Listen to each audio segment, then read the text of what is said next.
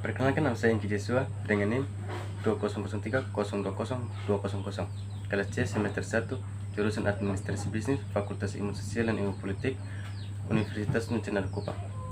Di sini saya akan menjelaskan tentang isi review buku ke-16,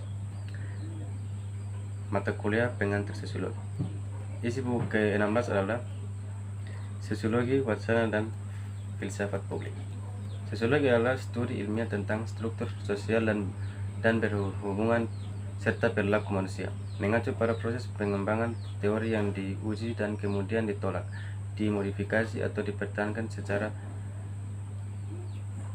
sampai dikembangkan lebih komprehensif. Sosiologi menguji teori-teori ini terhadap kasus-kasus empiris untuk menentukan apakah dan sejauh mana mereka masuk akal dan dapat diterapkan. Teori sosiologis atau paradigma adalah cara untuk memahami pengaruh kekuatan sosial pada individu sebagai anggota kelompok dan kategori sosial. Untuk meletakkan istilah ilmu dalam tanda kutip untuk garis bawah bahwa ilmu tidak bebas nilai. Yang pertama, apa itu ideologi? Berger mengukuhkan ideologi adalah salah satu konsep sentral dalam teori sosiologis. Ideologi dicirikan oleh selektivitas sebagai perilaku sosial yang pengalamannya berbeda karena misalnya hubungan keluarga, nilai dan kepercayaan, tingkat pendapatan, tempat tinggal dan pekerjaan. Kita cenderung melihat dunia dan masalah sosial dan menafsirkannya secara berbeda. Karena itu, kita cenderung mengabaikan bagaimana fenomena yang sama dipahami secara berbeda oleh orang lain yang interpretasinya didasarkan oleh nilai dan perspektif yang berbeda. Artinya, kita tidak bisa melihat dan memahami dunia dari perspektif lain, meskipun kita semua memiliki ideologi dan cara dalam memandang dunia. Dalam setiap masyarakat dan negara-negara, pandangan tertentu dianggap lebih penting dan dominan daripada yang lain. Pandangan dan ideologi kelompok dominan mempengaruhi cara kita memahami diri kita sendiri sebagai warga negara melalui kendali mereka atas produksi pengetahuan di media dan sekolah. Sosiologi mempelajari faktor-faktor dan struktur serta periode sejarah yang telah menghasilkan awalan kemajuan sebagai disiplin ilmu sosial dan pelembagaannya sebagai subjek akademik. Ide teori sosiologis juga telah dibentuk oleh proses sosial, politik, dan ekonomi yang sama pada awalnya menyebabkan kemunculannya selama abad ke-19 sebagai suatu disiplin dan perkembangan sejak saat itu. Sosiologi telah dipengaruhi oleh perubahan struktural, ideologi, dan sejarah besar seperti industrialisasi, urbanisasi, revolusi ilmiah, revolusi politik, kapitalisme nasional, kolonialisme, feminisme, gerakan hak sipil dan pasca kolonialisme. Proses dan perubahan ini sangat mempengaruhi yang pertama bagaimana sosiologi berteori dan menganalisis dunia. Yang kedua, bagaimana aktor sosiologi berinteraksi dengan dunia, dan yang ketiga, bagaimana individu dan kelompok memandang diri mereka sendiri di dunia. Sosiologi terdiri dari subjek yang luas dan beragam dan generalisasi sederhana tentangnya secara keseluruhan patut dipertanyakan. Sosiologi adalah bidang yang kontroversial dan sosiologi telah mempelajari dan memeriksa hubungan kontroversial dan masalah yang kompleks.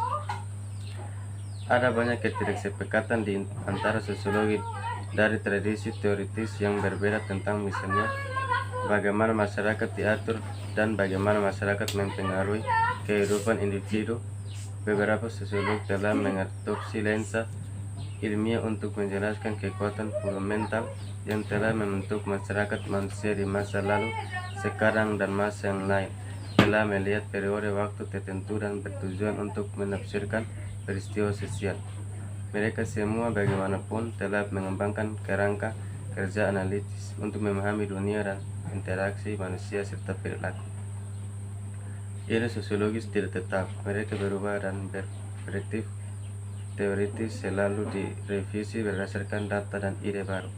Pada saat yang sama, ide-ide yang ditolak dan dikritik sekaligus dihidupkan kembali dengan cara baru dan dalam kondisi sosial ekonomi baru.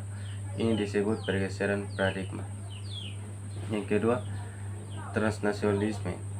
Konstruksi dan reproduksi identitas nasional dan etnis dipengaruhi oleh konsekuensi globalisasi. Meningkatnya migrasi global telah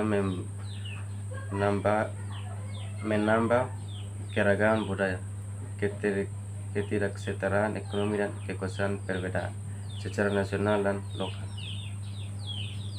Salah satu argumen utama teori ini adalah bahwa perempuan menghadapi penindasan dan ketidaksetaraan serta eksploitasi berdasarkan faktor-faktor seperti ras, suku, seksualitas, usia, jenis kelamin, dan kemampuan. Mereka berfokus pada masalah kekuasaan dan keadilan dan berkomitmen untuk mengungkapkan dan memahami kekuatan yang menyebabkan dan menopang penindasan. Mereka menekankan bahwa seseorang tidak dapat memahami penindasan gender dalam isolasi dari bentuk penindasan lainnya. Mereka semua berpotongan satu sama lain dan penting untuk mendekatinya dari perspektif integratif. Pendekatan integratif mengakui bahwa gender dan bentuk-bentuk penindasan lainnya merupakan faktor struktural yang dialami secara berbeda dan serupa oleh para aktor sosial. Karena antirasisme berfokus pada ras, feminisme menekankan analisis berbasis gender yang memungkinkan pendekatan holistik terhadap isu-isu sosial dan dengan memperhitungkan persimpangan dan manifestasi kontradiksi faktor-faktor seperti gender, ras, dan etnis. Dalam materi ini menekankan perspektif sosiologis kritis dengan fokus pada persimpangan peristiwa dan hubungan lokal, regional, dan global. Pengetahuan dan teori sosiologis kritis memberi aktor sosial makro dan perspektif mikro yang diambil dari berbagai disiplin ilmu. Sosiologi kritis dan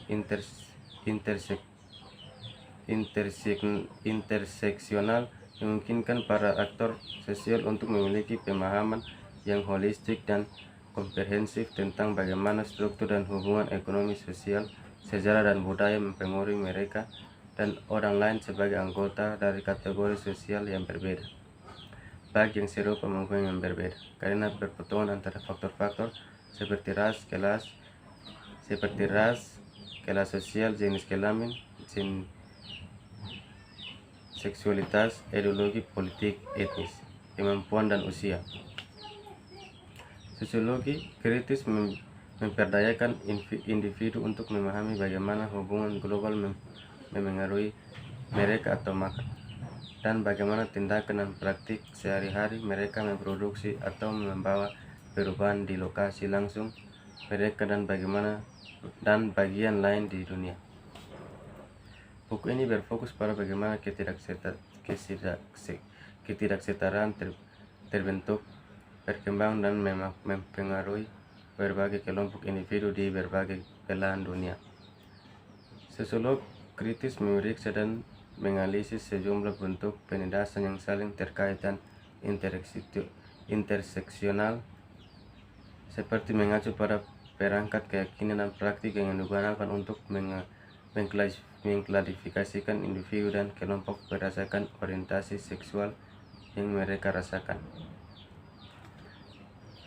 Ini melegitimasi dan memberikan hak istimewa kepada heteroseksual dan secara negatif membangun dan menargetkan lesbian, lelaki gay, dan biseksual sedemikian rupa sehingga mereka dirugikan dalam masyarakat. Mengacu pada kepercayaan, gagasan, dan praktik atau perilaku sosial yang menganggap individu dan kelompok memiliki karakteristik yang berbeda dan satu kelompok ras lebih maju dan lebih unggul dari kelompok lain dan sebagai akibatnya berhak atas lebih banyak kekuasaan dan sumber daya. Rasisme telah menjadi dasar intervensi kolonial dan imperialis di berbagai belahan dunia. Terima kasih. Ini saja isi review dari buku ke-16. Jangan lupa like, comment, share, and subscribe. Salam Cincin.